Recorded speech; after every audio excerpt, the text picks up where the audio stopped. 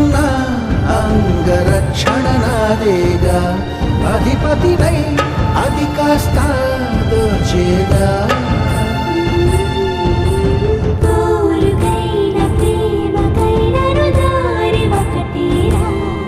చిలి సేవకైన దాడికైన చేవ